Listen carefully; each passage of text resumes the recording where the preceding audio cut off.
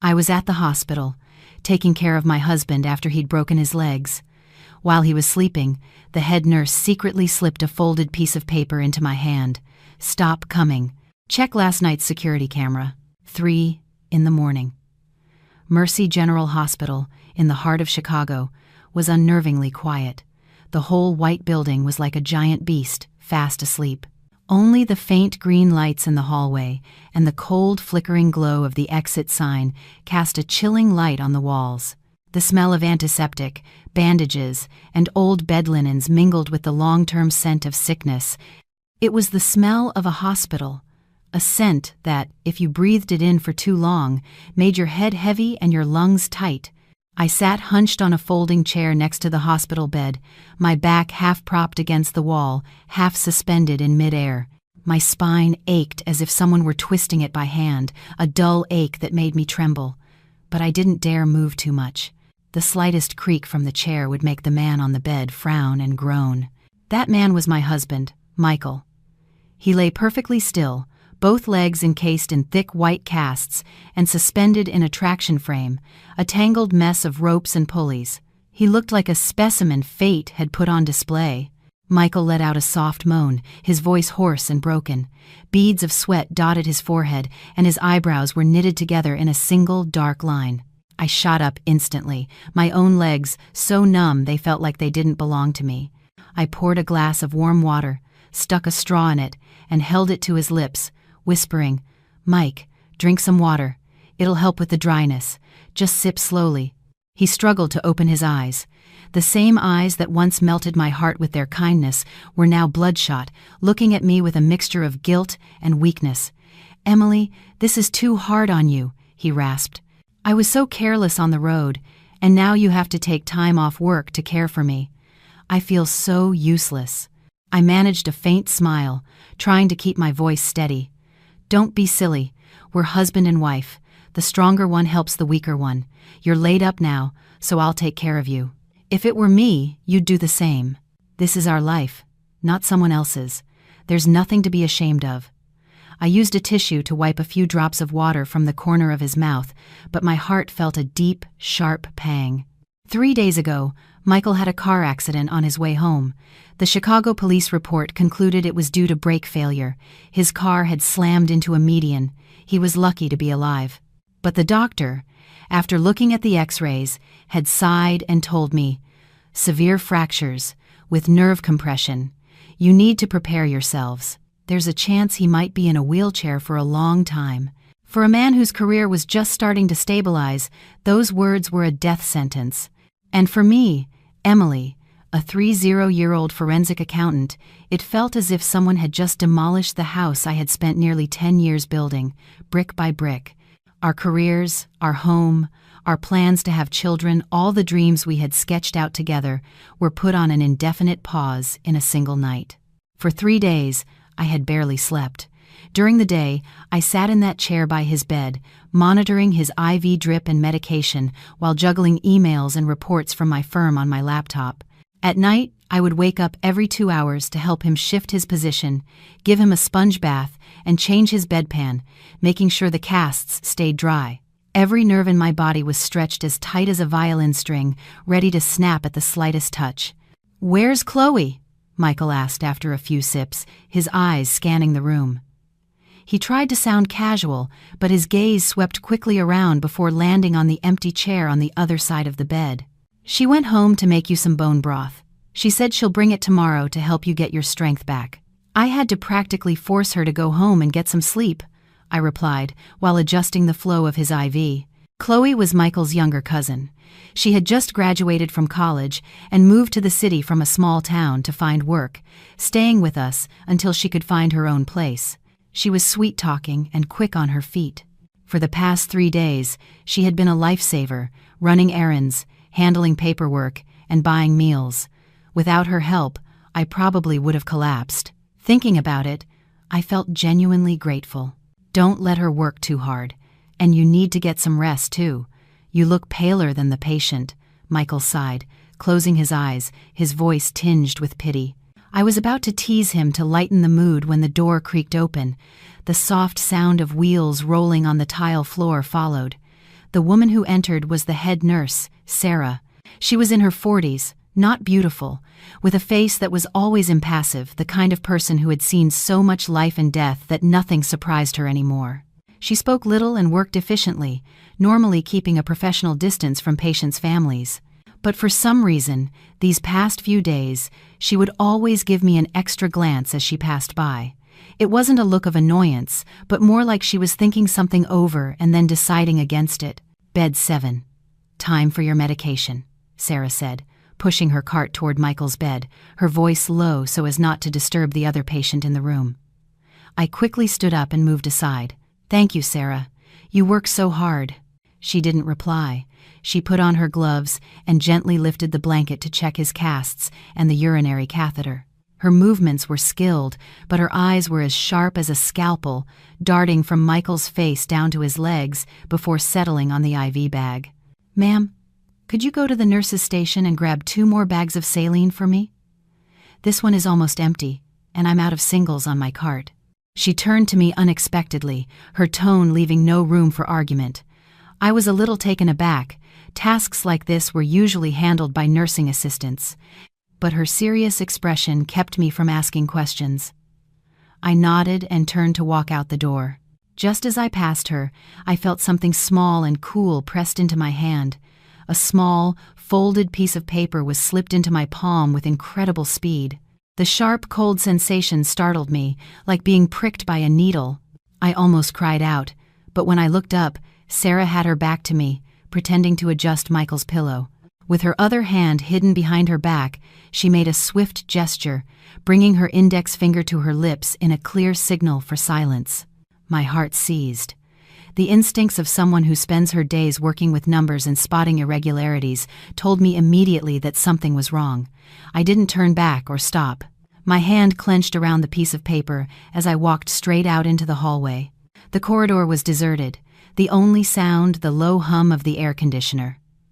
I walked straight to the corner that led to the small kitchenette, a blind spot the nurses jokingly called the camera-free zone. The light there was a dim yellow, just bright enough to see a person's face. I pressed my back against the wall, taking a deep breath to steady my trembling hands.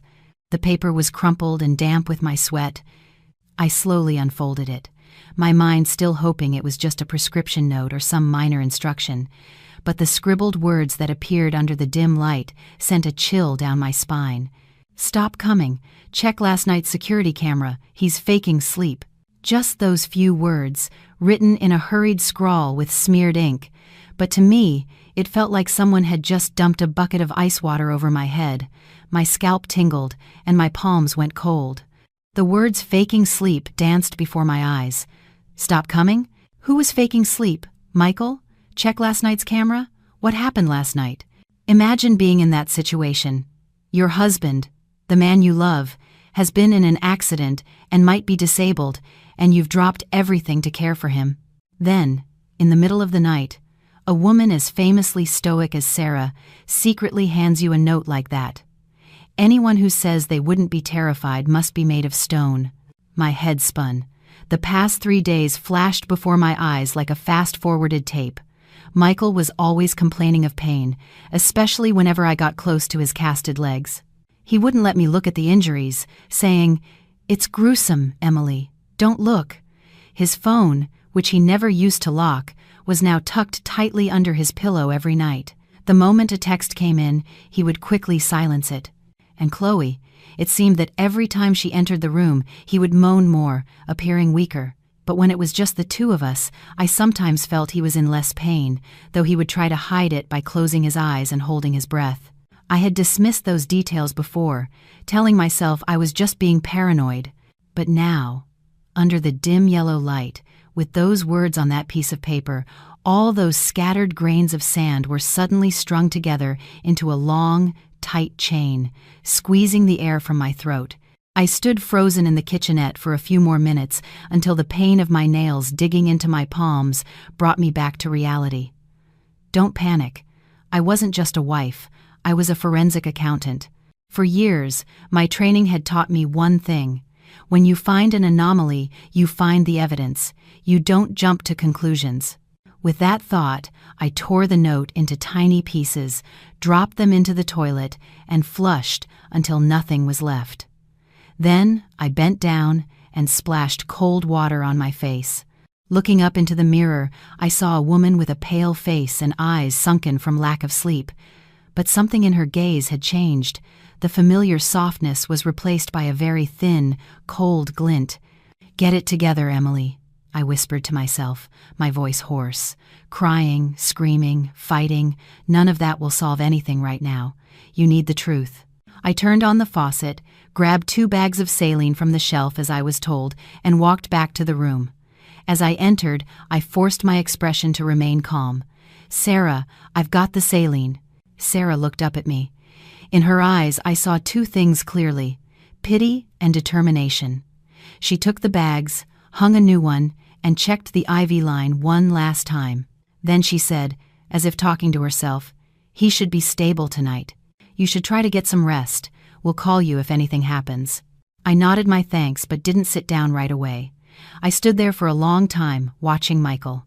He was lying still again, eyes closed, breathing evenly. To an outsider, he was just a pitiful husband suffering from broken legs, with his devoted, exhausted wife standing by his side. But in my mind, after that note, Michael's face had become strangely unfamiliar, like a masterfully painted mask. "Tonight, I'll let you sleep. Tomorrow, we'll see what's real," I thought silently, not sure if I was talking to him or to myself. That night, for the first time in 3 days, I didn't stay awake by his bedside, counting his every groan.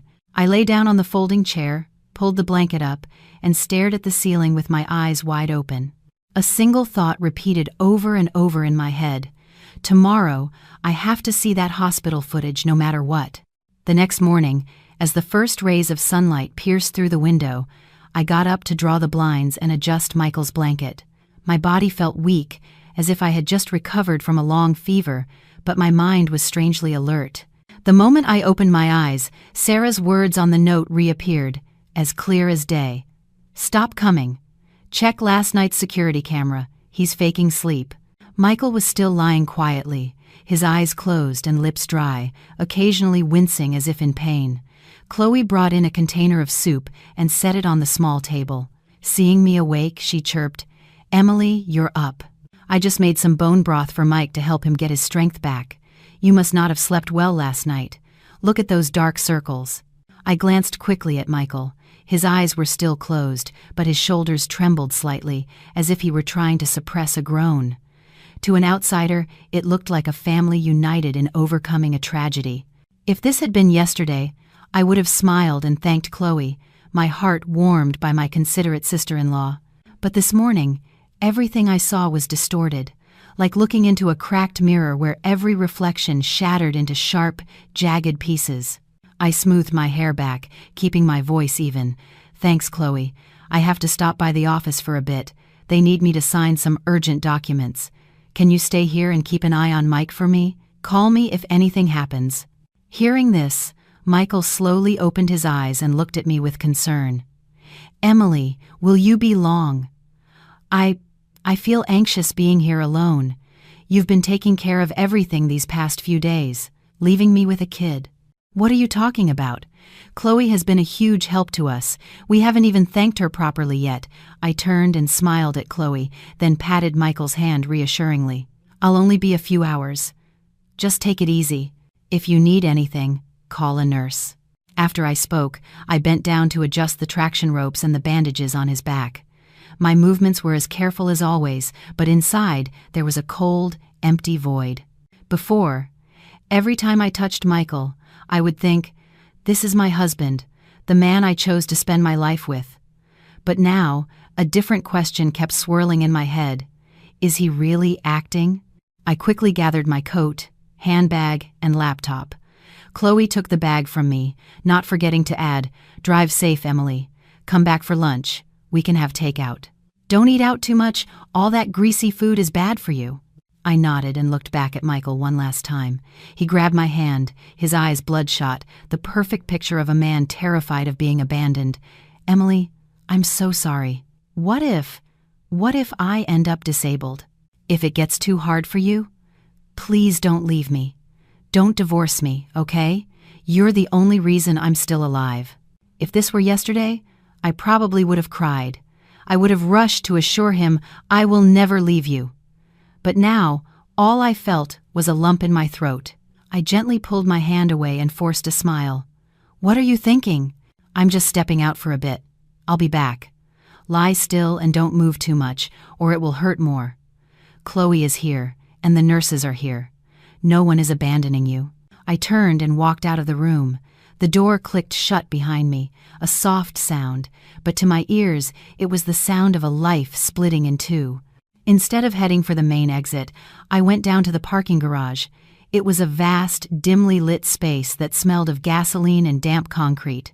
I found a secluded spot, parked close to the wall, rolled up the windows, and locked the doors. Only in that sealed space did I allow myself to exhale a long, slow breath. I took out my phone and found the contact for Kevin, a guy who was a few years behind me in college and now worked in cybersecurity for a software company. I sent him a text. Kevin, I need your help with something personal. It's urgent and has to be completely confidential. I'll pay you well. The scene receipt appeared almost instantly, typical for a guy who lived glued to a screen. What's up, Emily? Just tell me what you need. A round of drinks is on you next time. I bit my lip and typed, I need to see the internal security footage from Mercy General Hospital, Orthopedic Ward, room 307, from around 1 a.m. to 3 a.m. last night. Is there any way you can get access? As soon as I sent the message, my heart started pounding. I knew I was doing something that wasn't exactly by the book, but I also knew that if I didn't, I might spend the rest of my life living in a terrifying state of uncertainty. A moment later, Kevin called me directly. Emily, this is a big one. It's a public hospital, and their system isn't a joke. But it's not impossible. Give me the exact hospital name, location, and a picture of the room door. I'll see if I can track the internal IP. But Emily, I have to ask, are you sure you want to see this? Some things, once you see them, you can't unsee. I paused for a moment. Kevin's voice made me feel like a client hiring a private investigator, but there was no turning back. I said softly, I'd rather be hurt once than live with this doubt for the rest of my life. I'll send you the picture now. Please, try to get it for me this morning. Afternoon will be too late. Okay. Stay near the hospital, somewhere with a decent Wi-Fi signal. I'll let you know how it goes. If I get a link, I'll send it so you can stream it directly. Don't download anything. It could be traced. I hung up, my hand trembling slightly as I opened my camera roll and found the picture of the orthopedic ward, room 307 sign I had sneakily taken on my way down to the garage. After sending it, I turned my laptop on, tethered it to my phone's hotspot, and sat curled up in the driver's seat, listening to the hum of the car's AC. Time crawled by. Every minute felt like an hour. While I waited, my mind automatically started replaying old memories. I remembered when we first started dating. Michael was so hardworking.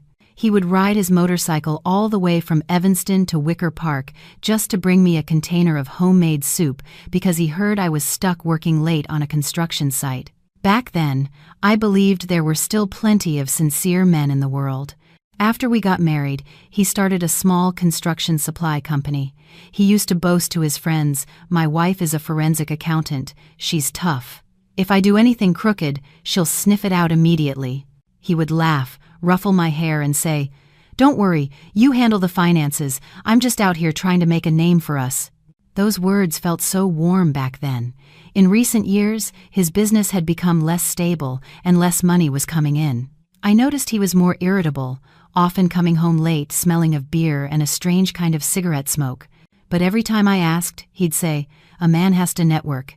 It's tough to land projects these days. Don't make it harder for me." I was so busy, sometimes too exhausted to even breathe, so I let it go. Partly because I trusted him, and partly because I thought a marriage couldn't survive if a wife was always suspicious. It wasn't until today, sitting in this hospital parking garage, clutching my laptop like a life raft, that I realized all this time I had been busy auditing blueprints and cost estimates, but I had forgotten to audit the man sleeping right next to me. An hour passed, then another.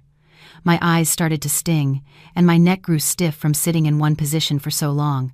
Just when I thought Kevin had given up, my phone buzzed repeatedly. A message popped up.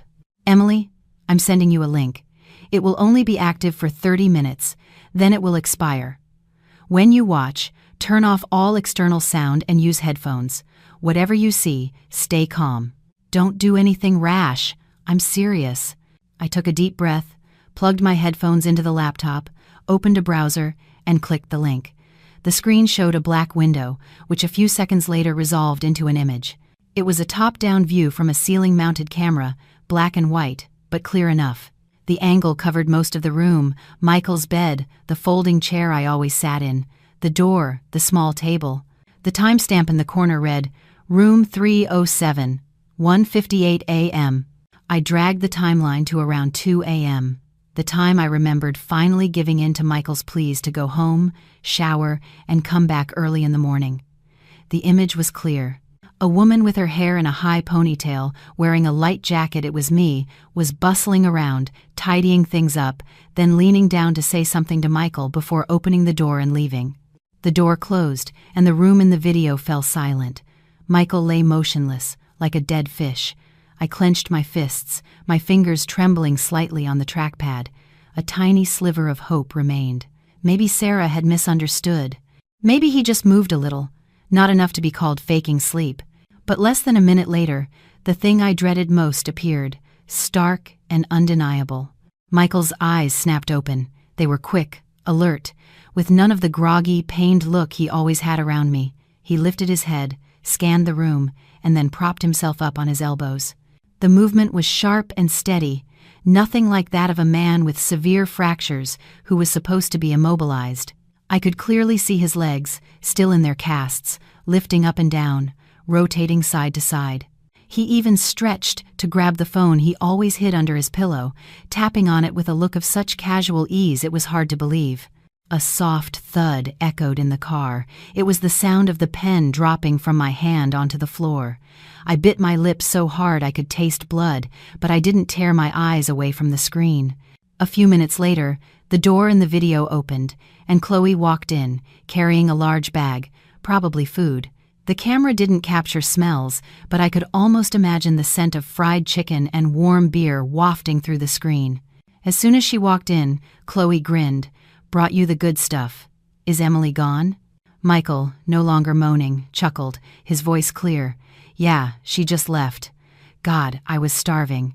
It's been 3 days of soup and half bowls of whatever bland stuff Emily brought. Hand it over." He snatched the bag, and inside was a box of fried chicken and a few cans of beer. His hands moved nimbly, tearing off a piece of chicken and biting into it with gusto, a stark contrast to the man who claimed he could barely swallow when I was there. Chloe sat on the edge of the bed, leaning in to pat his leg through the cast, giggling. "Eat slowly, you'll choke. I was so worried about you, but you have to keep playing the part of the suffering patient. If Emily gets suspicious, the whole thing is ruined." Michael, still chewing, patted her back and then gave her a light slap on the behind, seemingly oblivious to the camera. "You're a great actress, Chloe. Without you helping me, she'd never have bought it. Looks like she's softening up. A few more days, and she'll agree to sell the Lincoln Park brownstone. Once that's sold, we pay off the debts, and we'll still have over $1 million left, plenty to start over somewhere else." The words Lincoln Park brownstone exploded in my head. It was the 3-story house my parents had left me. The deed was in my name. When we got married, I had agreed to let Michael live there, but I had always considered it my inheritance, my final safety net if life ever got rough. But in my husband's plan, it was just a life raft for him, a piece of bait to keep his demons at bay. Chloe couldn't hide her excitement. "Are you sure Emily will sell? She seems gentle, but she can be stubborn." "That's why she's easy to fool," Michael scoffed, twisting the cap off a beer and taking a long swig. "I had my doctor friend talk to her, scare her with all the worst-case scenarios. Then I'll act all hopeless, tell her I'm afraid of being a burden. Emily will always choose to sacrifice. She has a big heart for everyone but herself. You just wait. Once the house is sold, I'll give you half. We can go to Miami or San Diego, open a bar or something. We can live well." No need to stay here and look at her face all day. I saw Chloe lean her head on his shoulder, her voice dropping. What about the loan sharks? I heard you owe them a lot. Yeah, well, a debt is a debt. Once we have the money, we can pay it off, he shrugged. I owe them about 200 grand. The interest is piling up, but that house will solve everything. Don't you worry. The important thing is that Emily has to sign the papers. Chloe was quiet for a few seconds, then asked hesitantly, So, when will you divorce her?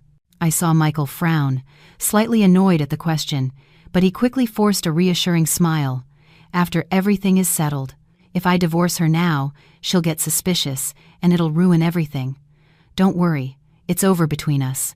I mean, what woman could stand a disabled, debt-ridden husband? She'll leave me eventually. Then I'll be the one who was abandoned, the victim. I'll have the money. And I'll have you. Smart, right? I couldn't listen anymore. My headphones were still on, but my lips were salty from biting them. I pulled the headphones off, and the sound of my own breathing filled the silent car, like it belonged to someone else. Outside in the parking garage, a few people in white coats walked by silently, their soft-soled shoes making almost no sound.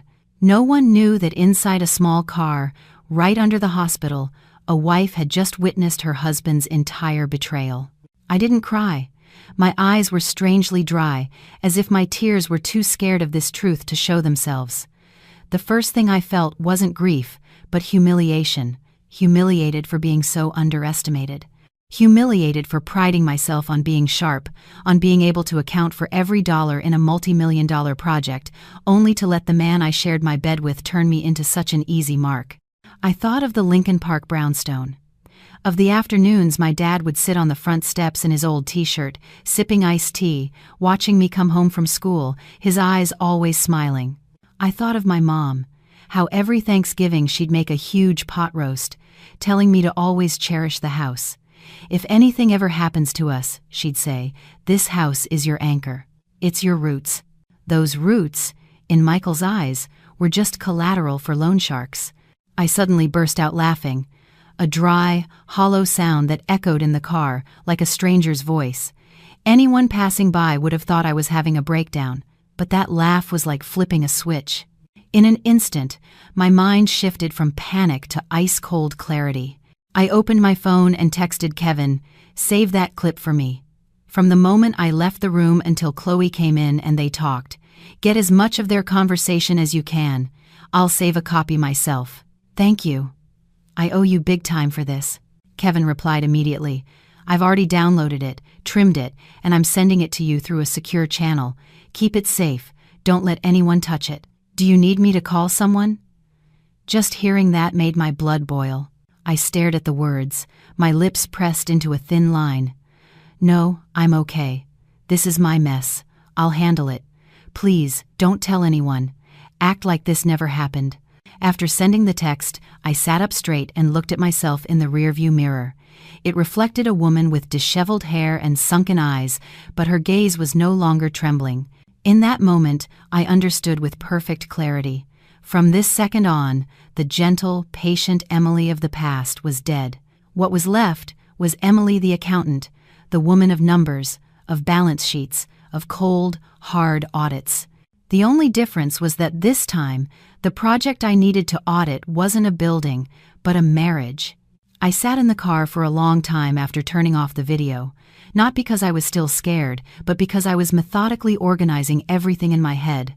The images I had just seen no longer terrified me. They were just data-clear, irrefutable evidence.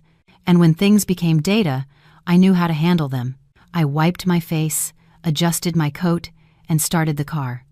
Instead of going back to the hospital room as I had promised Michael, I turned the car out of the hospital gates and drove straight home. The familiar streets suddenly felt alien.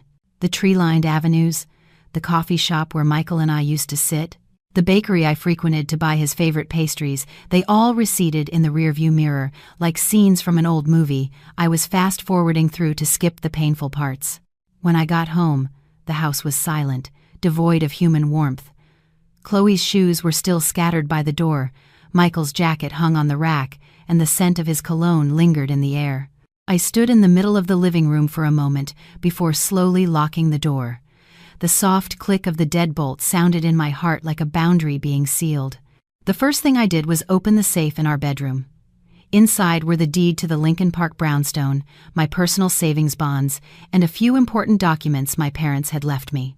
I took everything out and put it into a large tote bag. Then, I opened my laptop and logged into my personal bank account. The password was one Michael used to know. I changed everything, passwords to my bank accounts, my email, my investment portfolios one by one, slowly, methodically, with a coldness that surprised even myself. While I was doing this, my phone rang. Michael's name flashed on the screen. I stared at it for a few seconds before answering, forcing my voice to sound soft. "I just got home to grab some more things for you. I'll be back soon." "Emily, you've been gone so long. I was worried." Michael's voice came through, weak and pathetic, just like always. "Chloe said you hadn't come back yet." I gave a small laugh. "The house was a mess, so I'm tidying up a bit. You just lie still and don't move around. Endure the pain a little longer. I'll be back soon." "Okay, try to come back early. I feel so empty here without you," he sighed. After hanging up, I allowed myself a small, bitter smirk. If it weren't for that video, I would probably be rushing back right now, worried about his pain, afraid that Chloe was being clumsy. But now, every word he spoke sounded like a line from a script. I picked up another phone and called Kevin. "Kevin, I need you to do one more thing for me. Find out everything you can about Michael's debts, gambling, loans over the past year. Any companies or individuals, any accounts in his name. See what you can find." Kevin was silent for 2 seconds, then said, "Okay, but this will require digging through multiple sources. I suspect he's into some serious loan shark business. A few strange IPs were asking about someone with his name a while back. I'll work on it quickly for you." I hung up and sank onto a chair, leaning my back against the wall. The exhaustion finally hit me, but instead of feeling weak, I felt a small, hot flame burning inside me. It wasn't a raging fire, but a slow, steady heat that would last a very long time. That afternoon, I returned to the hospital. As I walked into the room, I saw Michael with his eyes closed, his face contorted as if he had just had a spasm of pain. Chloe, standing beside him, greeted me. "You're back!" I just gave Mike his pain medication, so he's feeling a little better now. "Okay, let me check on him," I said, walking over and placing my hand on his forehead. It was warm, but no fever. Michael opened his eyes and squeezed my hand tightly. "You're back, Emily. I'm in so much pain. I don't know how much longer I can take this." I looked at that face, and for the first time in my life, I felt no sympathy. I found it almost comical. "Try to hang in there. This afternoon, I have to meet with a lawyer about your accident insurance. They need some additional paperwork," I said as casually as I could. Michael flinched slightly but covered it up quickly. "A lawyer? Why does it have to be so complicated?" "It's a major insurance company. There's a lot of red tape," I replied curtly. Chloe, standing nearby, flinched when she heard the word insurance. I noticed it clearly, even though she tried to hide it with a smile. Just then, David, Michael's younger brother, walked in. David was 3 years younger than Michael, a delivery driver by trade, a quiet, honest man. Seeing his brother laid up, David was clearly distraught, carrying a large bag of fruit. "Emily, how's Mike doing?" "Mom told me he was in a lot of pain. He's a little more stable now. The doctor said we still need to monitor him," I answered. David looked at Michael, his eyes turning red. "Hang in there, bro. We're all worried about you." Michael nodded, his voice choked with emotion. "I know." Watching them, I suddenly felt sorry for David. He had no idea he was sympathizing with a man putting on a performance, a play staged out of greed. For a moment, my heart softened, but then I remembered Michael's alert eyes in the video, his hand slapping Chloe's behind, his words, "Once the house is sold, it's all over." And just like that, any softness in me recoiled like a snail into its shell. In the evening, Sarah came by to check on the room. When she saw me, her gaze lingered a little longer than usual. I knew she was wondering if I had seen it. I waited until Michael had drifted off from the medication and quietly stepped out into the hallway. Sarah was writing on a chart. I stood beside her and lowered my voice. "I saw it." The pen in her hand paused for a beat. She looked up, meeting my eyes directly, her voice low. "So what are you going to do?" I glanced back toward the room where Michael was lying, then looked back at her. "I can't say right now, but I need you to help me keep this a secret, at least for now." Sarah nodded without asking any more questions. I knew she was the type of person who only said what was necessary. Her silence at that moment was more valuable to me than 1,000 words of advice. That night, while Chloe was out buying dinner, I sat by the bed, pretending to be exhausted, and rested my head on the mattress. Michael thought I was asleep and let out a soft sigh. But I was wide awake, listening to his every breath, just waiting. I opened my phone and texted Kevin. "Anything yet?" The reply came quickly. "I have a preliminary report. He has loans from at least 4 different unofficial lenders. The principal is close to $200,000 with exorbitant interest rates. Some are under his company's name, some personal. He also has a history of online gambling, which later moved offline. His bank transactions show traces of money from several loan shark rings. I have screenshots of everything." I read the text with a strange sense of calm. Everything fit together with terrifying precision. The accident, the faked injury, the house, the insurance, the secret texts with Chloe, it all came together to form a complete picture. I replied to Kevin with one sentence: "Thank you. Keep it safe. I'll need it." Later that night, Michael called his mother. I overheard her voice on the other end of the line, crying and complaining, blaming me for not taking good care of her son, then tactfully bringing up selling the house to save his life. Michael moaned, his voice sounding like it was about to give out. "I've talked to Emily, Mom. I think she's considering it. Don't push her too hard. She's stressed with work, she probably needs time." I sat not far away, hearing every word, my heart so numb it surprised me. A whole family, from top to bottom, was colluding to pressure me into willingly offering up the house my parents left me. If I hadn't seen that video, I probably would have collapsed in tears, consumed by guilt. The next morning, my mother-in-law, Helen, came to the hospital. She was thin and haggard. The moment she walked in, she burst into tears. "Oh, my son, why is your life so hard? If anything happens to you, how will I go on?" Michael took her hand, his voice weak. I stood to the side, respectfully. "Hello, Mom." She turned to me, her eyes a mix of pleading and reproach. "Emily, I know this is hard on you, but right now, the only way is to sell the house to take care of Michael. Don't be so stubborn. If he dies, what's the point of holding on to property?" I looked at her for a long time. This woman was, by title, my mother-in-law, the person who had taken my hand on my wedding day and told me to think of her as my own mother. But now, in her eyes, all I saw was the fear of losing her son and a vague, calculating look about money. I took a deep breath. "I understand, Mom. I'm thinking about it, but selling a house is a big decision. I need to review all the paperwork and check Michael's insurance policy to avoid any complications later. Please, just give me a little more time." Helen wanted to say more, but David gently pulled her arm. "Mom, let Emily take her time. She's been through a lot these past few days." Helen pursed her lips but said nothing more. But I knew that from this day on, the pressure would only intensify. They would push me to sell the house quickly. Michael and Chloe would act out their parts even more dramatically, and my mother-in-law would be the trump card Michael used to play on my compassion.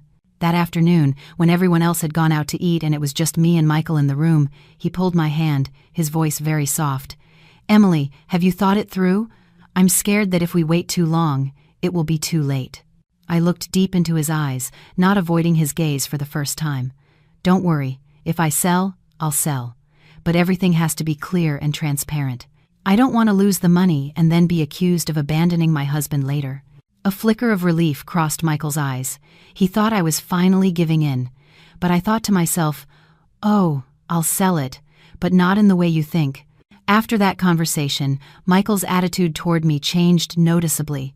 He became gentler, held my hand more often, and his eyes were always filled with gratitude. He would even shed a tear or two when talking about his fear of becoming a burden to me. If this had been before, I might have believed it was real, But now, for every tear he shed, the image of him munching on fried chicken, drinking beer, and slapping Chloe's behind flashed in my mind. I watched him perform, my heart as cold as ice. My mother-in-law started visiting the hospital almost daily. She stopped her harsh accusations and switched to a softer approach. She would hold my hand and whisper, "Emily, I know you love Michael very much, but our family situation isn't what it used to be. Please, just sacrifice a little. Once he's better and his business is back on its feet, you can buy another house." I would just nod non-committally to get her to stop. David, on the other hand, was different. Every time he came to visit his brother, he would stand quietly in a corner, watching Michael for a long time, as if he wanted to say something but held back. Once, as I was walking him out, he pulled me aside and whispered, "Emily, Mike has been acting strange lately." Sometimes I walk in unexpectedly, and he's perfectly still, but other times I can hear him on the phone, and his voice is completely normal. "Emily, be careful." I looked at David, my heart stirring. From the outside, it looked like I was being cornered with no one on my side, but it turned out someone else had noticed the inconsistencies. "Thank you, David," was all I could say. That evening, Chloe came back very late. When she entered the room, she was wearing a strange perfume. Michael gave her a quick, sharp look. I noticed everything. Chloe placed a bowl of soup on the table and said softly, "Emily, I have a job interview early tomorrow morning. I probably won't be able to come in and help with Mike as much for the next few days. I hope you understand." I nodded. "Of course. You're young. You have to think about your future. I'm here, and the nurses are here." Chloe kept her head down, avoiding my eyes. She flinched when Michael's hand subtly squeezed hers for a brief second before letting go. My eyes turned cold. I knew she was scared. Scared I would notice. Scared everything would be exposed. And when people get scared, they make mistakes.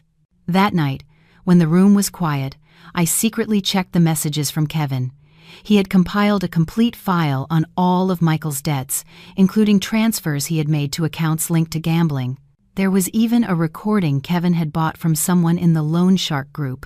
Michael's voice was frantic, promising to get the money by any means necessary within 2 weeks.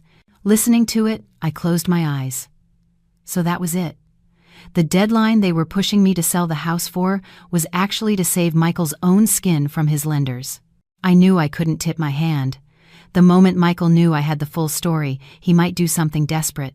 I had to continue playing the part of the devoted wife, willing to sacrifice everything for her husband. The next morning, I proactively told my mother-in-law, "I've thought a lot about it. If selling the house can save Michael, I'll sell it. But I need to work with the bank and a real estate agent to make sure everything is done properly so we get a good price. I don't want to sell it at a loss." My mother-in-law's face lit up. "That's wonderful, dear. Thank you. If Michael knew, he would be so happy." She turned to the bed, holding Michael's hand and sobbing. "Son, your wife has agreed to sell the house. You have to live. I won't let you die." Hearing this, Michael seemed to gain a new burst of energy, his eyes welling up with tears. "Emily, you're my savior. Even if I die, I'll never forget what you've done for me." I smiled and bowed my head. "Don't say that.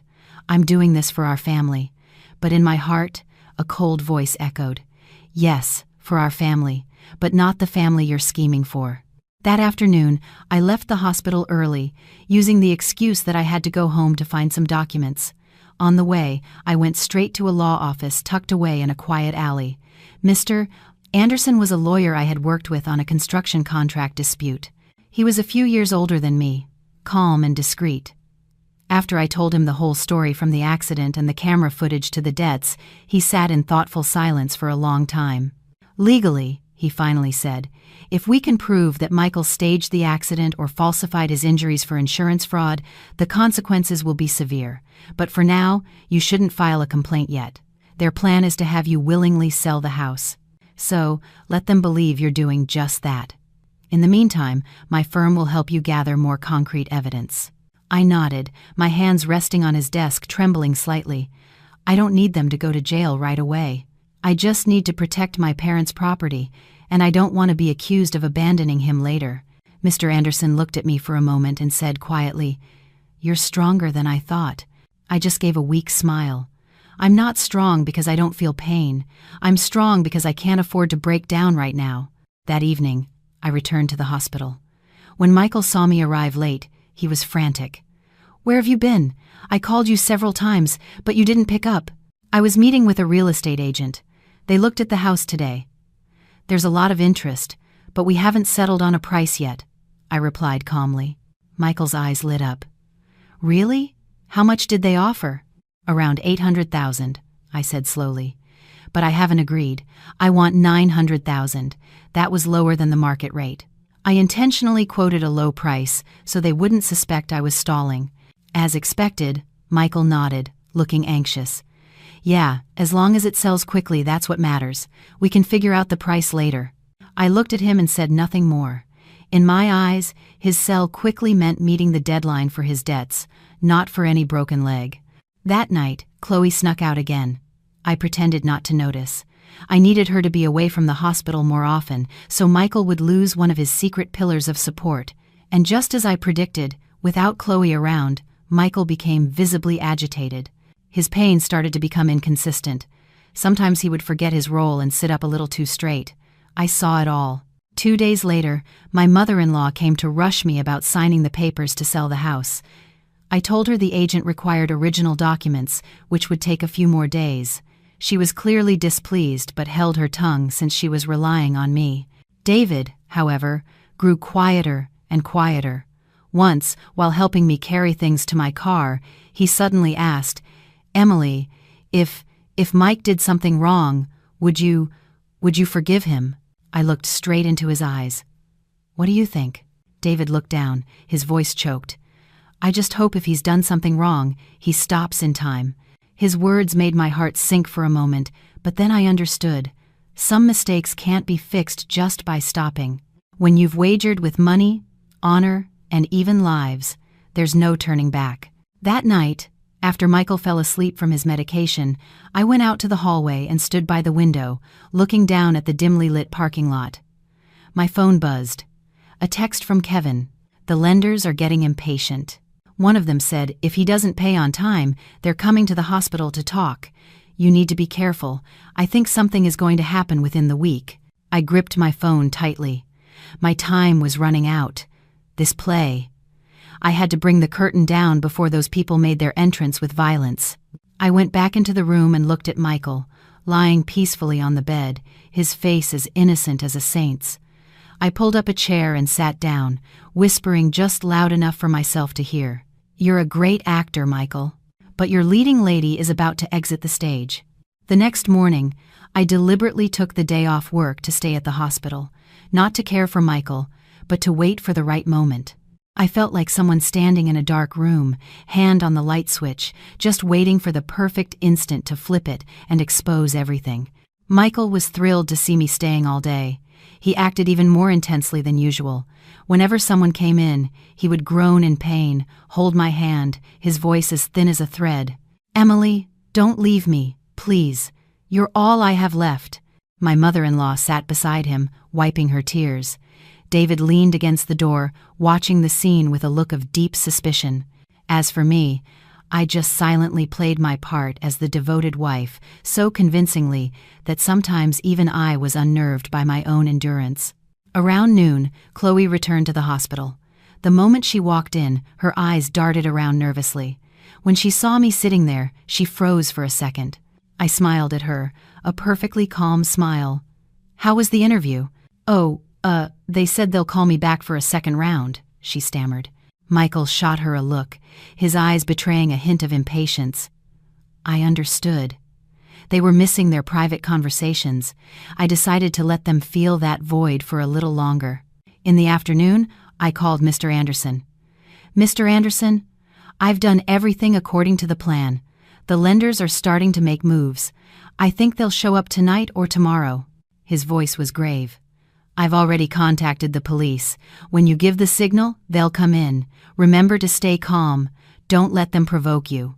I glanced through the glass into the hospital room, where Michael was giving his mother a weak smile. I replied softly, "I'm calmer than I've ever been."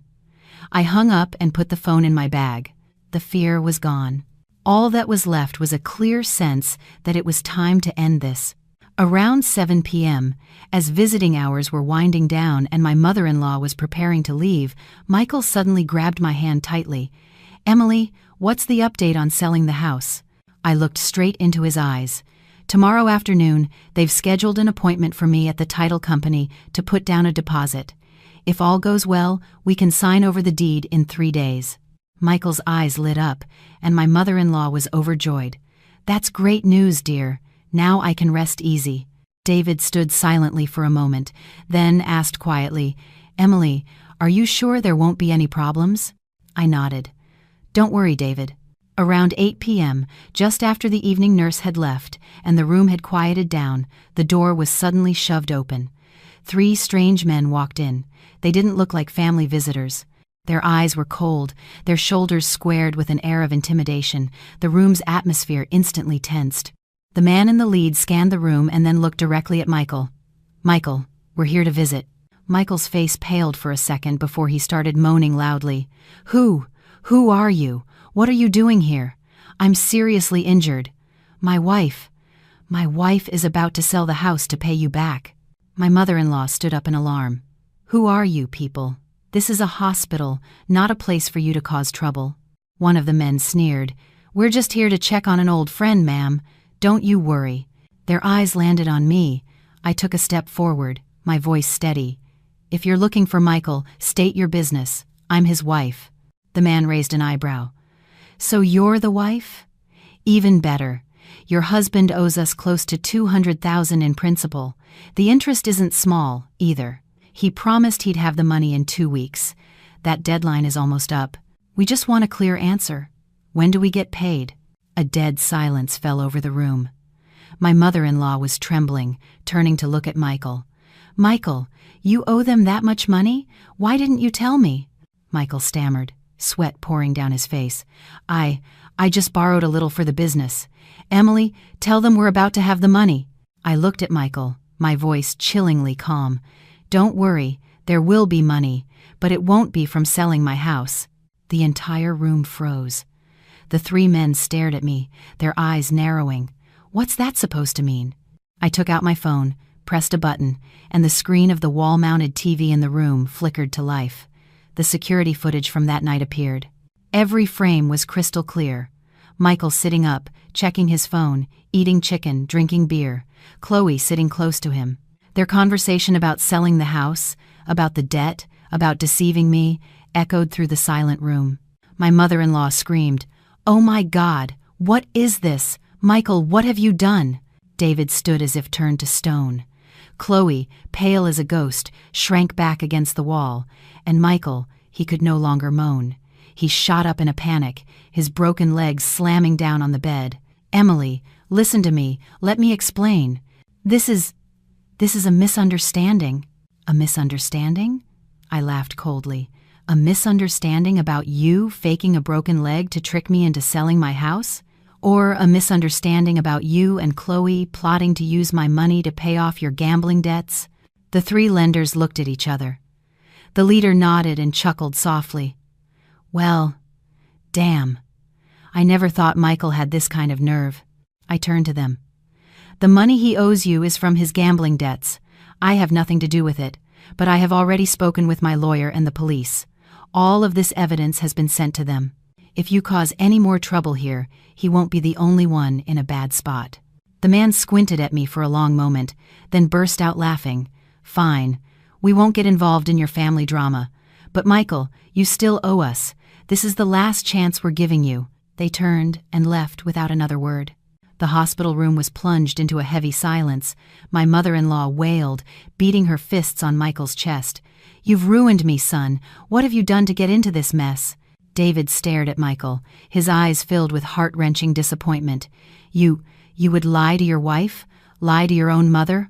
All for money?" Chloe, trembling, sank to her knees. "Emily, I was wrong. Michael manipulated me. I never thought it would go this far." Michael looked at me, his eyes for the first time showing his true nature, terrified and desperate. "Emily, I'm begging you. Don't leave me. I was wrong. I really was. I looked at him for a long, long time. I wasn't angry anymore, and it didn't hurt like it did at first. All that was left was a deep, profound exhaustion. You weren't wrong just once. You were wrong the moment you chose to lie. The moment you put my parents' house on the line for your gambling, there was nothing left to save between us. I turned to my mother-in-law, my voice slow and deliberate. Mom, I have given everything to this family. But from today, I am no longer your daughter-in-law. Helen froze, then collapsed onto a chair. I looked at David. I'm sorry I couldn't preserve the good image of your brother for you. David was silent, his eyes red. Then, I turned my back and walked away. Behind me, there were cries, calls, and moans. But I didn't stop. Michael's play was over. And my life? From now on, I would right myself. I left the hospital that night. The wind was cold and sharp. The streetlights cast long, pale yellow streaks on the damp asphalt. For the first time in years, I walked through the city without feeling like I belonged anywhere. Before, no matter where I went, I always had a place to return to called home. Now, that home had become a wound. I went back to the house my parents left me, the house that had almost been traded for Michael's dirty bets. The door closed behind me. I leaned against the wall and slid down to the floor, burying my face in my hands. As strong as I had been at the hospital, here, I was just as weak. My tears fell, not because I still loved Michael, but for myself, for all the foolish years I had wasted. The next morning, I woke up early and called Mr. Anderson. My voice was firm. Please help me finalize the divorce proceedings as quickly as possible. I don't want to drag this out for another day. Mr. Anderson was silent for a moment, then replied, Rest assured, with all this evidence, the divorce and the division of assets will be very straightforward. You will not be responsible for any of his debts. I nodded, even though he couldn't see me. What I needed right now wasn't a victory on paper, but a clear line drawn, so I could step out of Michael's life. That afternoon, David came to my house. He stood at the gate for a long time before ringing the bell. When I opened the door, he kept his head down. Emily, I'm sorry. I had no idea Michael was like that. If I had known, I looked at him with a mix of sadness and pity. I don't blame you, David. You did nothing wrong. He did. David hesitated. Mom, she was at the hospital all night, crying. She regrets pressuring you so many times. This morning, she asked me to come and apologize to you on her behalf. I was quiet for a moment. Thinking of my mother-in-law's tormented face yesterday, I couldn't bring myself to resent her completely. She wasn't evil. She was just blinded by her love for her son. Go back and tell your mother I'm not angry. But what's between Michael and me can't be changed. David wiped his eyes with his sleeve. I just hope you can find peace after this. Yes, I said. I hope so too. After that day, I never went back to the hospital. I delegated all legal matters to my lawyer. I didn't want to see Michael again, didn't want to hear another excuse from that man. Everything I needed to understand, I already understood. A week later, I received a call from an unknown number. It was my mother-in-law. Emily, I'm sorry. I was wrong. I only trusted my son and made you suffer. Now I understand that you were the one who was hurt the most. Her voice trembled, punctuated by labored breaths. I was silent for a long time before I replied, Mom, I don't blame you, but I can't come back. I'm too tired. On the other end of the line, her voice broke, and then there was only the sound of soft crying. I hung up, my heart heavy as stone. Some pain comes not from hatred, but from the fact that there is no way back. On the day of the court hearing, Michael was brought in. He was much thinner than before, his face stripped of its former arrogance. When he saw me, a faint glimmer of hope flickered in his eyes. Emily, I know I was wrong. Please, tell the judge to give me a chance. I didn't look at him. I looked straight at the judge and read my statement in a calm voice. Every word was like a clean cut, severing what little was left between me and Michael. The divorce was granted quickly. We were officially, legally, no longer husband and wife. I was not responsible for any of his debts. The house was still mine. The rest of Michael's life no longer had anything to do with me. Stepping out of the courthouse, I took a deep breath. The sky that day was incredibly blue. so blue that I found myself smiling. It turned out the sky had always been there. It was just that for all those years, I had forgotten to look up. A month later, I moved, not because I was afraid of the memories, but because I wanted to start over in a new place. I requested a transfer to a new branch at my firm. The busy work kept me from dwelling on the past. One afternoon after work, I ran into Chloe in front of a supermarket. She was much thinner, her face bare of its usual makeup. Seeing me, she froze as if she'd been turned to stone. "Emily," I nodded, not entirely surprised. "I'm sorry," she whispered. "I don't expect you to forgive me. I just wanted to say I was truly wrong." I looked at her, my heart free of hatred. What I had been through had pushed me beyond the limits of blame. "You're still young. You made a mistake. You paid the price. Consider it a lesson. Don't make the same mistake again." Chloe burst into tears, nodding repeatedly. I walked away without looking back. To me, Chloe had become a part of the past, nothing more. That night, I sat alone on the balcony of my new apartment, sipping hot tea and watching the traffic thin out on the street below. A light breeze blew, and my heart was surprisingly calm. There was no more wrenching pain, no resentment, no self-torment, just a light emptiness, like the sky after a storm, with only a few thin clouds remaining. I knew I wasn't fully healed, but I also knew I was on the right path. Life is harsh, but it is also fair.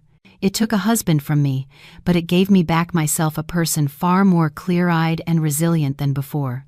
After the chance encounter with Chloe, I thought my heart was calm enough to be undisturbed by any ripples from the past, but life rarely lets a person off that easily. One Monday morning, as I arrived at the office, the receptionist told me someone was there to see me, a relative of my ex-husband. I paused, a faint, uneasy feeling flickering through me. Standing in front of my office door was my former mother-in-law. She was much thinner than the last time I'd seen her. Her hair was almost completely white, her back was stooped, and the lines around her tired eyes had deepened. Seeing me, she looked like she wanted to say something but couldn't. After a long moment, she finally spoke. "Emily, can I talk to you for a minute?" I was silent for a few seconds, then nodded. I no longer resented her, but I also didn't feel close enough to call her mom anymore. We sat at a small cafe near my office. She clutched a faded cloth bag in her hands, her voice trembling. "Michael, he's about to be transferred to another facility for further investigation into his debts. They said his sentence might be extended." I stared at the old wooden table, saying nothing. "These past few days, he's been begging to see you. He says he just needs to talk to you one more time before he's moved." "Emily, I know I have no right to ask this of you, but I'm his mother. I can't bear it." She bowed her head very low. I heard in her voice not the coercion of before, but the bitter helplessness of a mother watching her son fall without being able to catch him. "The doctor said he's suffering from exhaustion, and his mental state is unstable. I'm just afraid he might do something desperate." Hearing that, my heart tightened. No matter how much Michael had hurt me, I didn't want him to choose that path. After a long silence, I finally said slowly, "I will go see him once, but only once." My former mother-in-law's eyes lit up as if she had just been saved. She clasped her hands in front of her chest. "Thank you, Emily. I am truly grateful." 2 days later, I went to the detention center. The iron gate clanged shut behind me, a cold, heavy sound. In the small, cramped visiting room, I sat across from Michael, separated by a thick pane of glass. He was gaunt, his eyes sunken. When he saw me, he looked as if he couldn't believe his eyes. "Emily, you actually came?" I nodded slightly, my voice even. "You said you wanted to see me, so I'm here. If you have something to say it quickly." Michael lowered his head, his shoulders trembling. After a moment he looked up, his eyes red. "I know I have nothing left to say to defend myself. I just want to say one thing. I'm sorry. I'm sorry for ruining your life." I looked deep into his eyes, feeling no anger, no bitterness, just a quiet exhaustion. "Does saying sorry now change anything?" Michael shook his head, a tear rolling down his cheek. "No, it doesn't change anything. But if I don't say it, I'm afraid I won't be able to get through the years ahead. I was silent for a long time. In that moment, I realized the man sitting in front of me was no longer the Michael I had once loved, nor was he the deceitful man from the video. He was just a defeated man, stripped bare before the consequences of his own actions. Emily, if I could go back, I would rather have never met you than have met you and hurt you like this. I smiled faintly, a sad, belated acceptance. If we had never met, maybe I wouldn't have learned what it means to trust the wrong person, or what it means to stand up after being broken. You taught me a very expensive lesson, but I've paid my dues. The rest is for you to carry. Michael stared at me, as if trying to burn my image into his memory for this final meeting. His voice was hoarse. Emily, will you be okay? I will be, I answered succinctly. I stood up, placed my hand on the glass, and said my last words. Let's end it here, Michael. I don't hate you anymore, but I can't go back. Don't hold on any longer. He placed his hand on his side of the glass, our palms meeting across an unbridgeable distance. I turned and walked away, my heart feeling incredibly light. Stepping out of the detention center gates, the afternoon sun felt strangely warm on my face. I knew I had just closed a chapter of my life for good. In the time that followed, life was quiet. My career was stable. I was promoted to a new position, more pressure, but also more rewarding. David still called occasionally to check in. He told me his mother's health was declining. I asked him to take care of her on my behalf, but I didn't have the courage to revisit that past again myself. One evening, I received a text from an unknown number. Emily, it's Chloe. I just signed a job contract in another state. Before I leave, I just wanted to say thank you for not pushing me to the brink. I looked at the message for a long time, then replied simply, Live an honest life, Chloe. That's enough. I put my phone down, feeling a sense of peace. Everyone has to walk the path they choose. I was no longer responsible for carrying anyone else's burden. That night, I stood at the window of my apartment, watching the city lights come on. The lights from thousands of small windows reflected against the dark sky like man-made stars. I suddenly realized that no matter how dark life gets, there is always light, as long as you're willing to open your eyes and see it. I had once lived in the shadow of someone else's mistakes, but from now on, I would live in the light of my own choices. After seeing Michael in the detention center, it felt like a heavy door in my heart had finally closed. The sleepless nights grew fewer, and the dull ache in my chest lessened. I started getting used to the new rhythm of life, as a single woman free, but also solitary. Work during the day, home at night, occasional coffee with colleagues on weekends. Life passed without drama or tragedy, but also without the rose-tinted illusions of the past. One rainy afternoon, just as I was leaving work, David called. His voice was choked with emotion. Emily, Mom, she's very weak. The doctor says it's only a matter of days. She keeps asking for you. Could you come for a little while?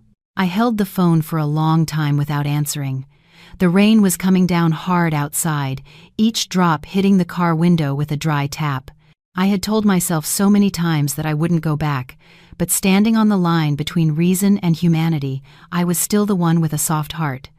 Send me the address. I'll be there. The old hospital still had that familiar smell of antiseptic. When I walked into the room, my former mother-in-law lay motionless on the bed, her face gaunt, her eyes sunken, her breath as faint as a fragile thread. David sat by her bed, holding her hand.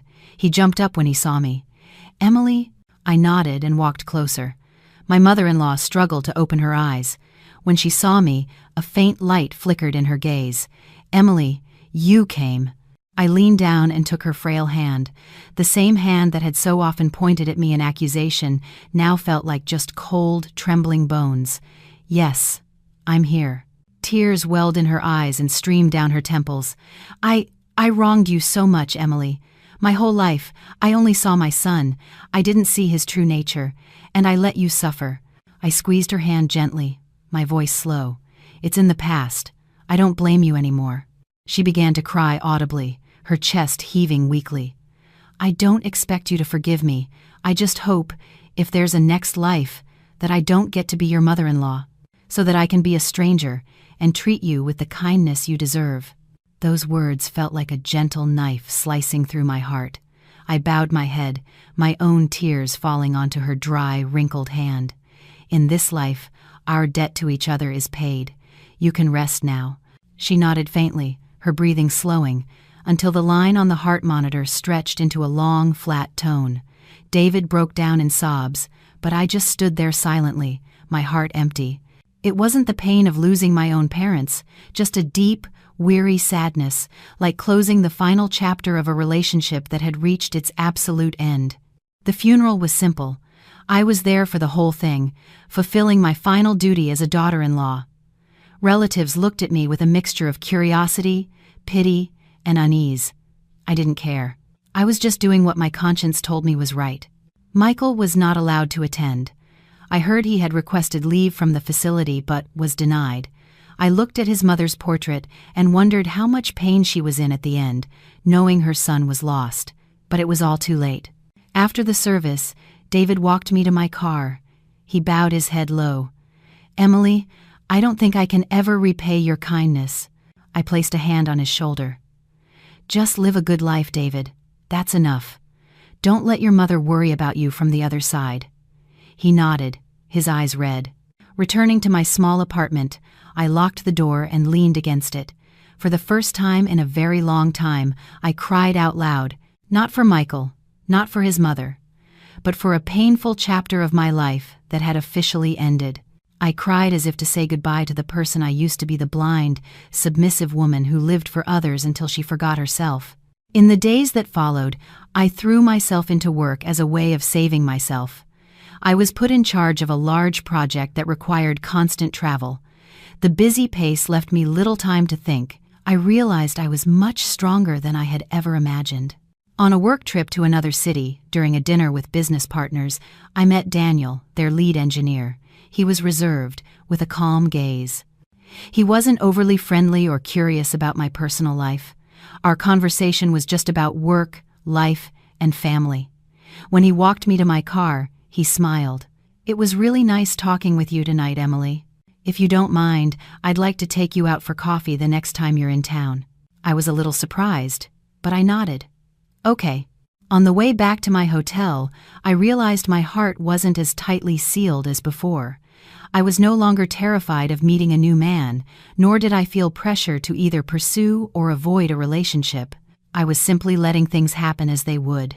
That night, I stood in front of the mirror for a long time. The woman looking back at me no longer had that old, sad look. Instead, her gaze was calm, experienced, and self-possessed. I found myself smiling, a smile I hadn't seen on my own face in years. My life had lost so much: a marriage, a home, a sense of trust, but I had also gotten myself back, a person no longer living in fear and dependency. And I knew that ahead of me, a new path was quietly opening up. It wasn't loud or colorful, but it held hope. After that business trip, Daniel and I stayed in touch. It wasn't a whirlwind of messages, just occasional texts checking in on work. Sometimes he'd send me a picture of a construction site in progress. Other times, I'd send him a newly completed blueprint. It was gentle, like a small stream trickling through rocks, not loud, but enough to let you know you were no longer standing alone in an empty space. One weekend afternoon, Daniel texted me, "Are you busy? I'm near your neighborhood. Could I buy you a coffee?" I looked out at my balcony. The sky was clear. The breeze was light. It was a rare afternoon when I wasn't buried in paperwork. I replied, "I'll be right down." The small coffee shop was tucked away on a tree-lined street. Daniel was already there. When he saw me walk in, he stood up and pulled out my chair. He was the same as always, calm, polite, without a single wasted gesture. We talked about work at first, then gradually drifted to other, lighter topics. Daniel asked very gently, "Have you been living alone for long?"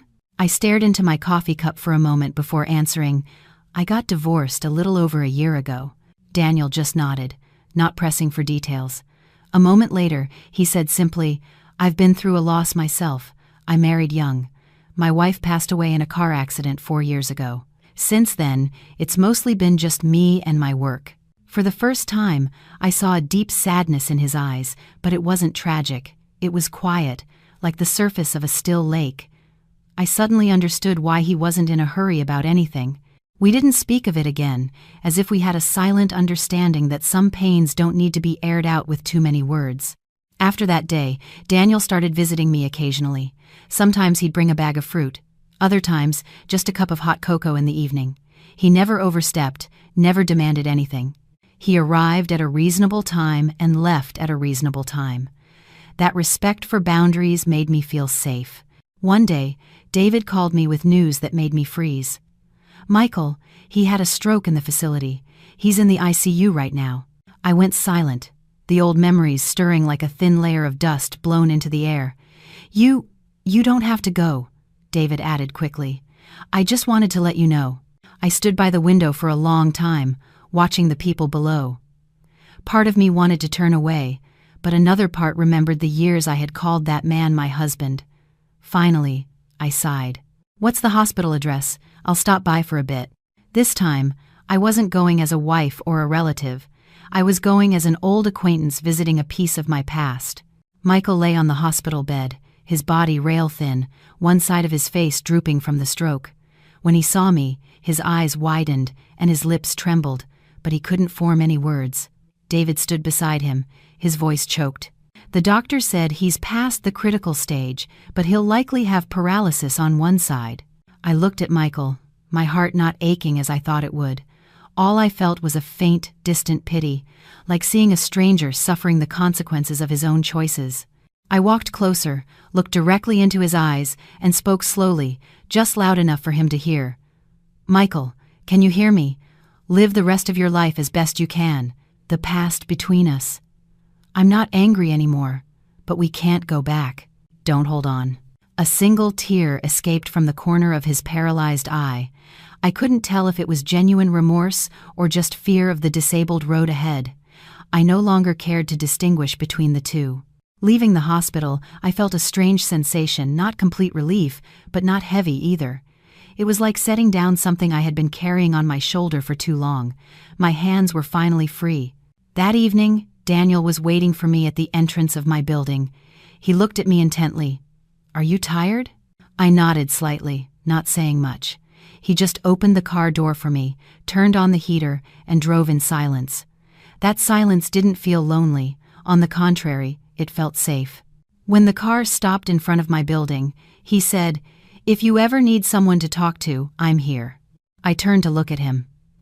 The streetlight cast a gentle, steady glow on his face. For the first time in many years, my heart fluttered, not from pain, but from a warm, tentative, yet genuine feeling.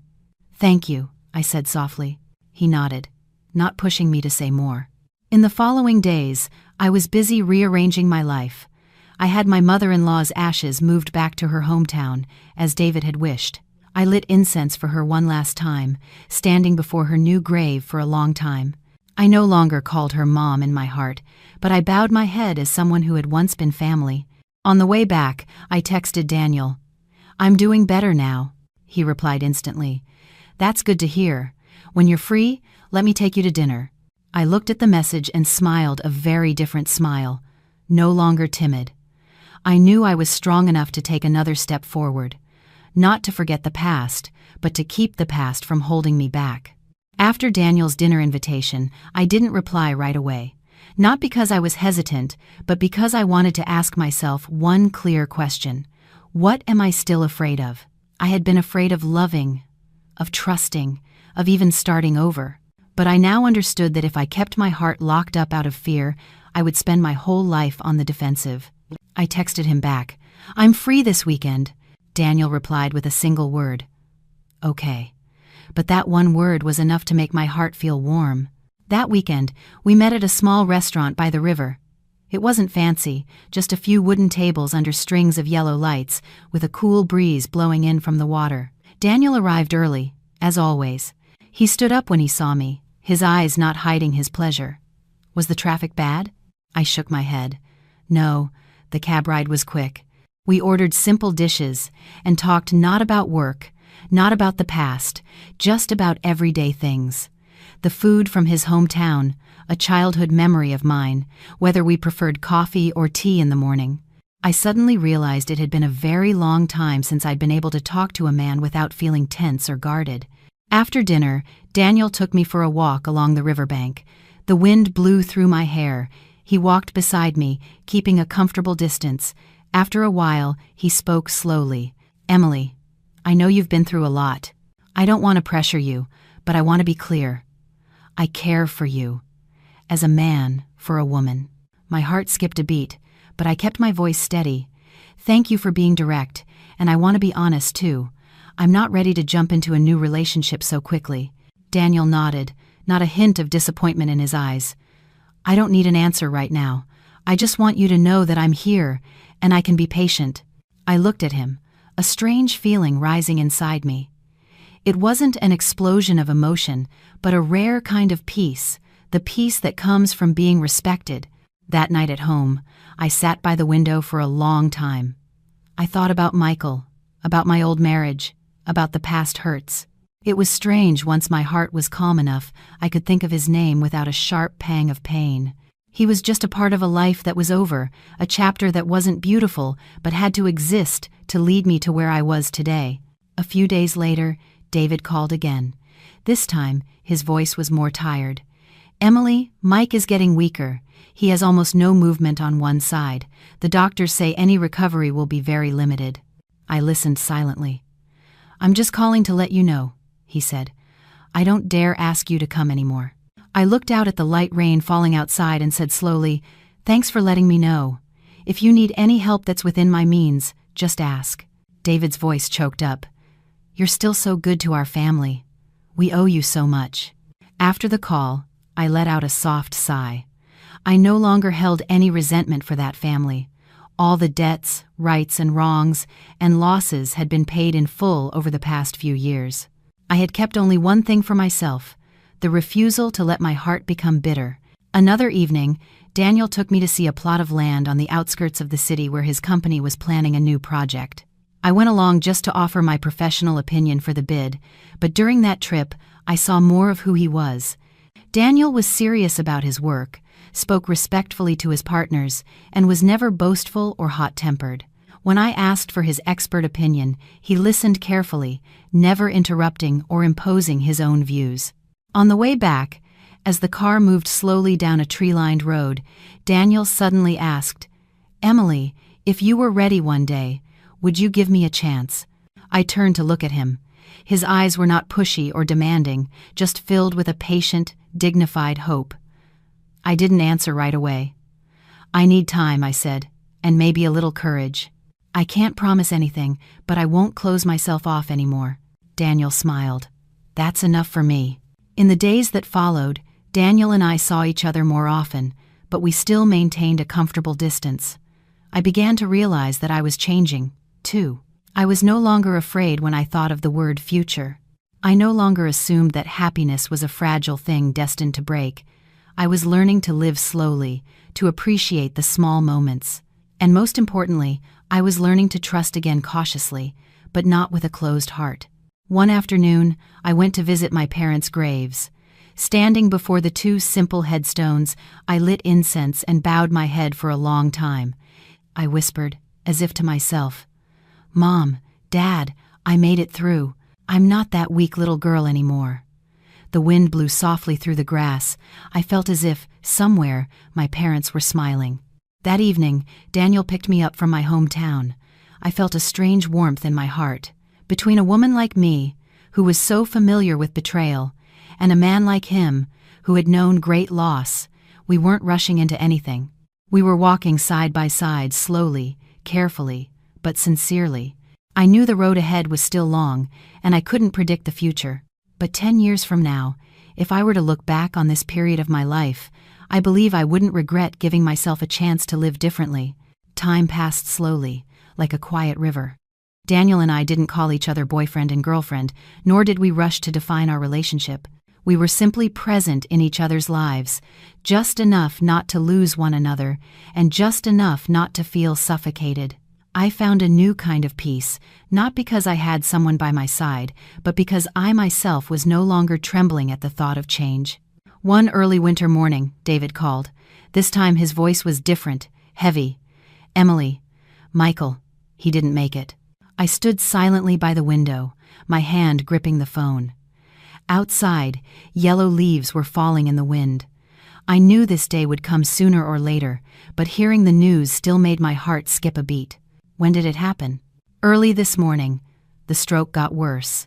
There was no time. I didn't cry.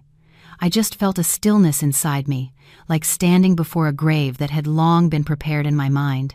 Will you come see him one last time?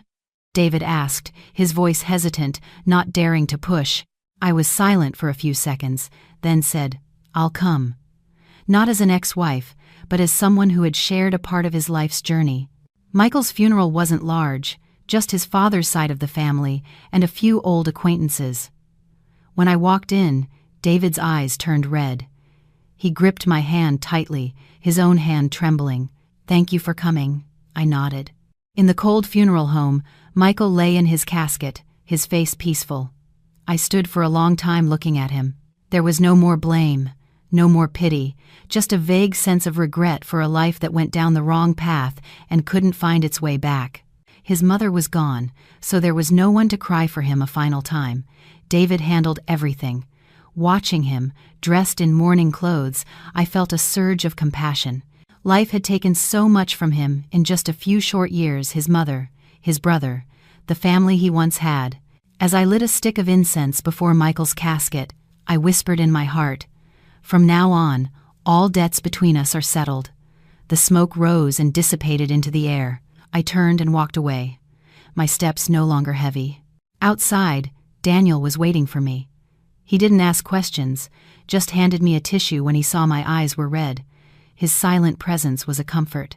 Are you okay? He asked softly. I'm okay, I replied. It's just closing one more door.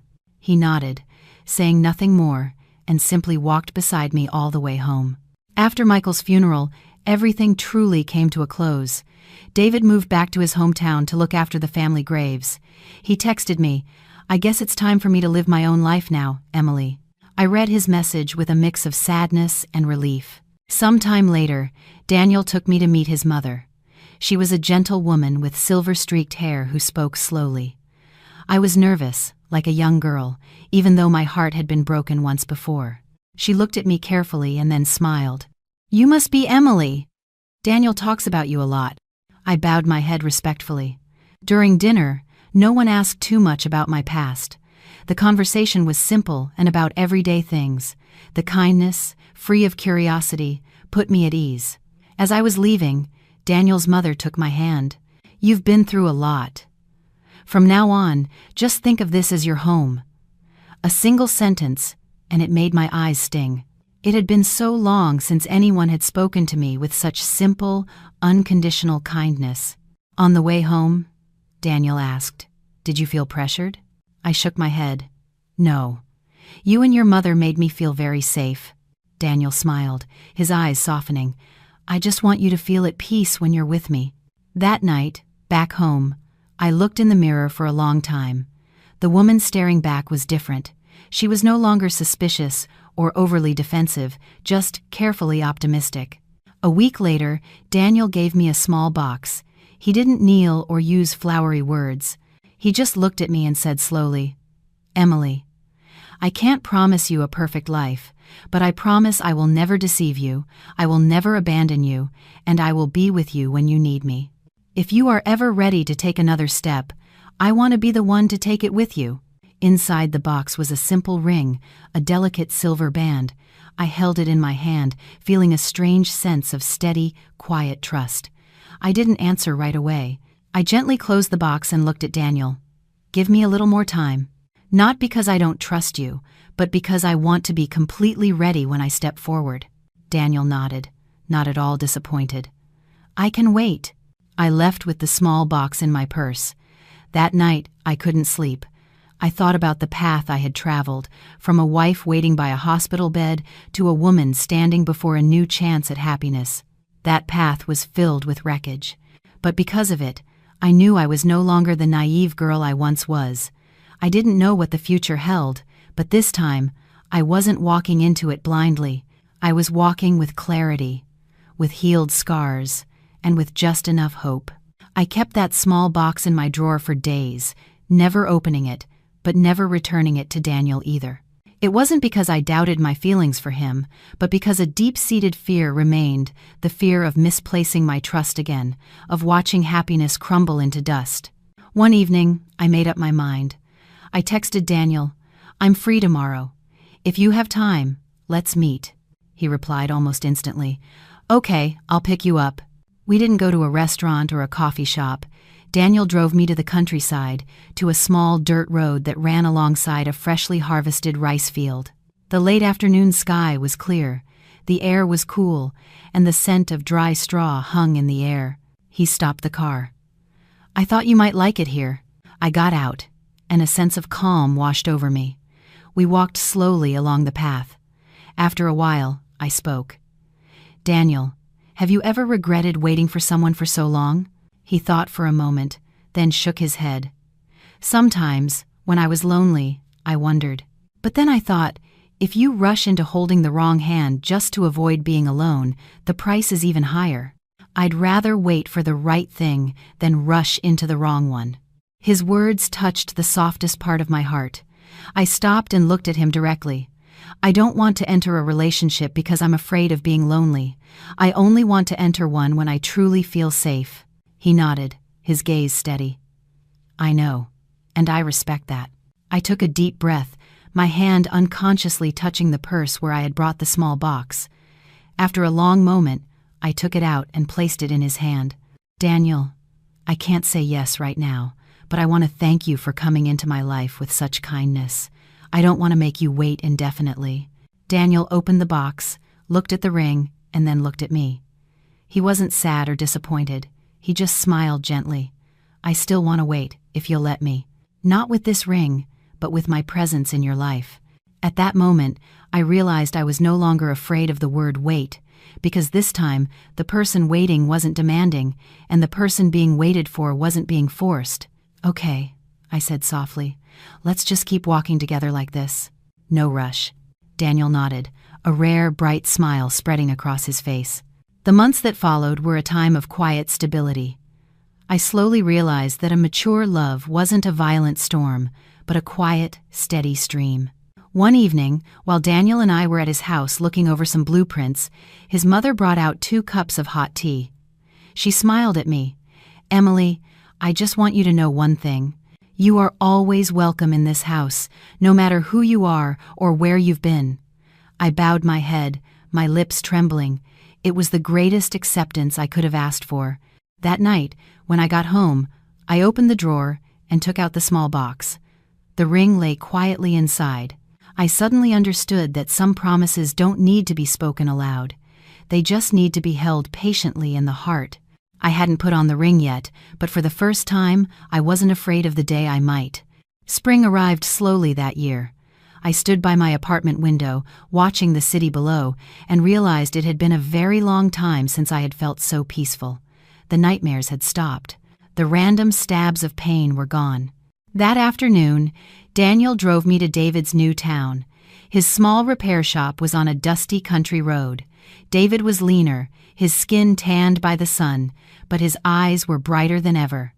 "Emily, Daniel, come on in."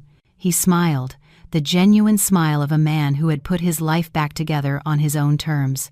That night, as Daniel drove me home, I opened my purse and took out the small box.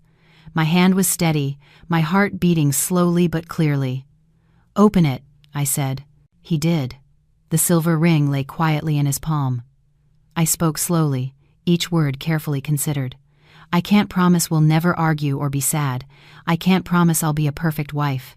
But I know one thing. If I don't step forward today, I might spend the rest of my life standing behind my fear, and I don't want that anymore." Daniel looked at me for a long time, his eyes welling up. He didn't say a word, just gently took the ring and slid it onto my finger. It fit perfectly, as if it had been made for me. "Marry me in your own way, Emily," he whispered. "Let time answer for everything else." I nodded. I didn't cry. I just felt a quiet warmth spreading through my chest. Our wedding was small. David was there. As I stood in my simple white dress, I thought of the woman I used to be, the one who collapsed in a hospital, who endured a marriage full of lies. I finally understood that the path to peace isn't about forgetting everything, but about daring to look your wounds in the eye and then walking forward without trembling. After the wedding, Daniel and I moved into a small house he owned. It wasn't grand, but every evening, a warm yellow light shone from the windows. There was the sound of dishes clinking in the kitchen. There was someone waiting for me to come home, and that was more than enough. Sometimes, I still dreamed of Michael, but he passed by like a stranger. There were no more debts between us. I would wake up feeling only peace. One morning, as I was drinking tea on the porch, Daniel put a hand on my shoulder. "Emily," he said softly, "I've never asked about your past, but I want to tell you one thing. I'm grateful that you were strong enough to get here." I took his hand, "And I'm grateful that you waited." We looked at each other, no more words needed. Life has losses that can never be replaced. I lost a marriage. I lost trust. I lost years of my youth to anguish. But in return, I learned to stand tall. I learned the value of kindness, of trusting the right person at the right time. If I hadn't seen that security footage, if I hadn't dared to face the truth, I might still be living in a beautiful lie today. And if I hadn't been brave enough to let go of the past, I would never have found this peaceful present. In the end, I understood something very simple. Happiness isn't about never being broken. Happiness is having the courage to trust, to live, and to love again after you've been shattered, with a heart that knows pain but no longer holds on to resentment. The story of Emily is a long journey of tears, betrayal, collapse, and rebirth. From a wife living in blind faith, she paid a price in youth, dignity, and profound pain. But it was from that darkness that she learned to stand up, rediscovering the value of clarity, honor, and self-respect.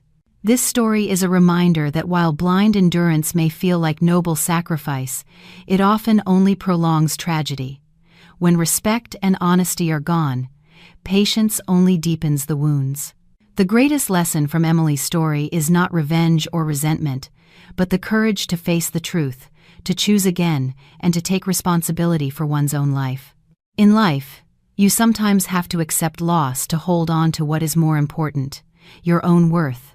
Money can be earned again, love can be rebuilt, but once self-respect is lost, it is incredibly hard to find. Don't cling to a toxic relationship for fear of being alone. Don't torture yourself to please others. Emily found happiness not because she was lucky, but because she deserved it. She deserved a peaceful life after all she had endured. Her new happiness came not as compensation, but as a result of her growth. If you find yourself in a situation like Emily's, remember that you have the right to choose your own life, no matter how late it may seem. Sometimes, letting go is not a loss, but the beginning of a new life.